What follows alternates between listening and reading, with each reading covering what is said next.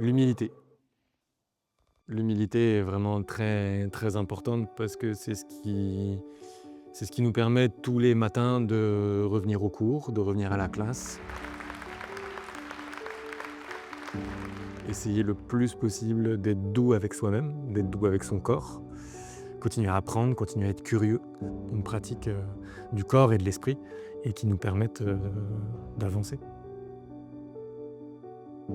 Qu'est-ce qui m'a poussée à la base à faire de la danse? C'est ce plaisir du mouvement, ce plaisir du mouvement sur la musique, de tendre vers la perfection, mais de garder cette notion de plaisir.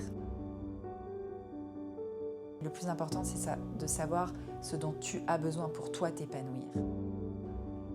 Bonjour, je m'appelle Jérémy Louquer. Bonjour, je m'appelle Héloïse Bourdon et je suis première danseuse à l'Opéra de Paris. Je suis premier danseur à l'Opéra de Paris.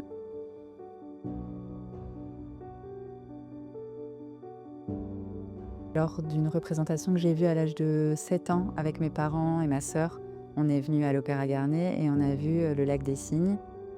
Je me suis dit, mais c'est tellement magnifique, la musique, les costumes, la poésie qui se dégageait de ce ballet, ça m'a effectivement donné envie de faire de la danse et d'en faire pourquoi pas mon métier si ça marchait. Alors, je danse depuis que je sais marcher, apparemment.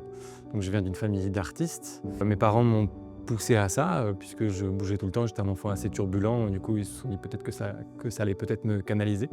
J'ai intégré finalement un cours de danse contemporaine à l'âge de 7 ans. Et ensuite, j'ai intégré l'école de danse de l'Opéra de Paris à tout juste 11 ans.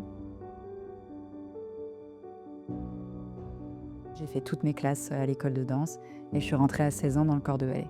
À l'âge de 9 ans, je dansais dans Casse-Noisette ou Paquita. Disons que j'ai eu de la chance parce que j'ai vu pas mal de danseurs étoiles et de grands danseurs qui m'ont inspirée. Agnès Le Testu, Aurélie Dupont, Marie-Agnès Gillot. Je sais qu'elles m'ont toutes énormément inspirée et que j'avais beaucoup d'admiration pour ces danseuses. J'en ai toujours d'ailleurs.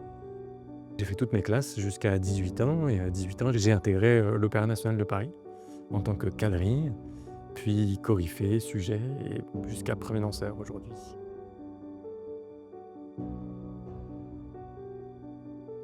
Un des événements les plus marquants de mes 13 années à l'opéra, le dernier concours que j'ai passé, on m'a convoqué pour me dire que ma carrière était terminée et on m'a poussé à quand même passer le concours. J'ai été promu premier danseur à 9 voix sur 10. Très peu de temps après, on me donne mon premier grand rôle du répertoire et à la fin du spectacle, il y a un grand jeté. Et à la fin de ce grand jeté, devant Bastille, je me suis rendu compte que j'avais ma place en tant que soliste. Mon premier grand rôle en 3 actes, je l'ai fait à l'âge de 18 ans. J'ai eu la chance d'interpréter Nikia dans La Bayadère. Je pense que c'est le plus marquant parce que c'était la première fois. Je me souviens encore de l'émotion, à la fois l'excitation, en même temps le stress. Et en même temps, j'ai vécu un moment inoubliable en scène. Et à partir de là, oui, je dirais que ça a été un élément déclencheur dans ma carrière de me dire, en fait, tu aimes danser des grands rôles.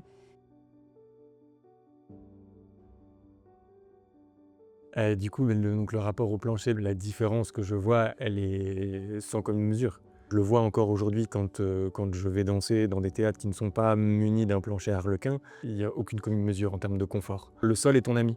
Le sol est là pour t'apporter un support, un rebond, une explosivité, et tu peux vraiment le modeler et jouer avec. Mais pour ça, il faut le connaître, il faut connaître ton corps, il faut y arriver doucement, il faut l'apprivoiser et il faut le respecter.